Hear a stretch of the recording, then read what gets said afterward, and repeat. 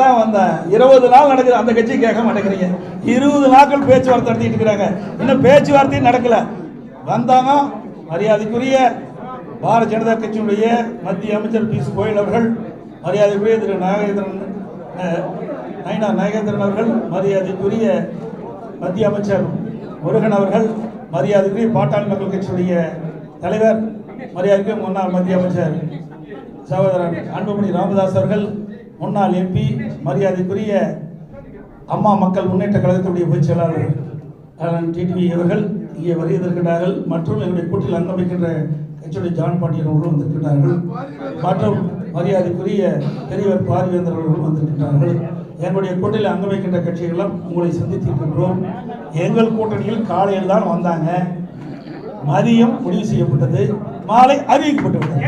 எவ்வளவு விரைவாக அறிவிக்கப்பட்டிருக்கிறோம்.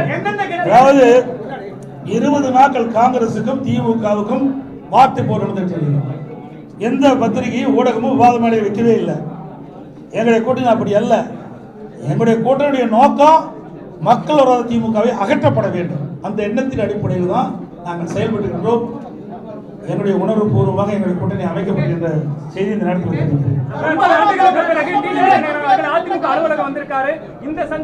உங்களுக்கு என்ன கஷ்டமா இருக்குது? அவர் வந்தது அதே விட மாட்டேங்கிறீங்க. எப்படியாவது ஒரு பிரச்சனையை எழுப்பலான்னு பாக்குறீங்க. எந்த பிரச்சனையும் கூட்டணியில் இருக்கிற தலைவர்கள் இடம் கொடுக்க மாட்டாங்க. கேக்குறீங்களா? காங்கிரஸ் கட்சி எமர்ஜென்சி கொண்டாந்து விசா கொண்டாந்தது. அவர்கள் இந்த கேள்வி கேட்க மாட்டேங்கிறீங்களே. விசா கொண்டாந்தாங்க, எமர்ஜென்சி கொண்டாந்தாங்க, நாங்களே ஜெயிலில் அடைக்கப்பட்டோம் என்று சொல்லிக்கிட்ட கட்சியோடு கூட்டணி வச்சிருக்காங்கல்ல. இழுபறிக்கு இடையில தானே கூட்டணி நடந்துட்டு இருக்கு. திமுகவில் கம்யூனிஸ்டுக்கு, இடது கம்யூனிஸ்டுக்கு இன்னும் கூட்டணி பேச்சுவார்த்தை முடியல, இறுதியாகல. அதே மாதிரி விடுதலை சிறுத்தை கட்சிக்கு இன்னும் கூட்டணி இறுதி செய்யல. பாவம், என்ன செய்யறது? போனதற்கு 6 சீட்டு வாங்கினாங்க, 5 சீட்டுக்கு அலையோடு அலைஞ்சிட்டு இருக்கிறாங்க.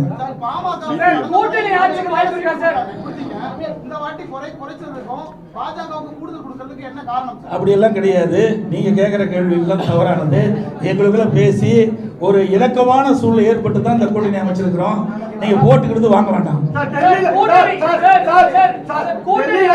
டெல்லியில பேச்சுவார்த்தை நடைபெறுது, தொகுதி பங்கீடு பேச்சுவார்த்தை எதிர்த்து ஆளுங்கட்சி அந்த திமுக சொல்லியிருந்தாங்க. அதை சரி செய்யதான் இங்க வந்து இந்த மாதிரியான ஒரு கூட்டம் நடைபெற்றிருக்காங்க. ஏங்க இது என்ன அறிவிச்சுமே இல்லையா? அறிவிச்சிருக்கவே இல்லையா? ஏங்க ஒரு கட்சினா அவ டிஸ்கஸ் ஆகும்.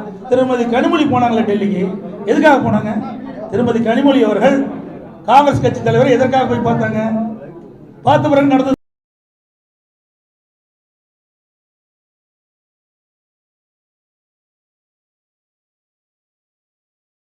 கூட்டணி கட்சிகள் எப்படி இழுபறி என்பதை நீங்கள் எண்ணி பார்க்கிறது.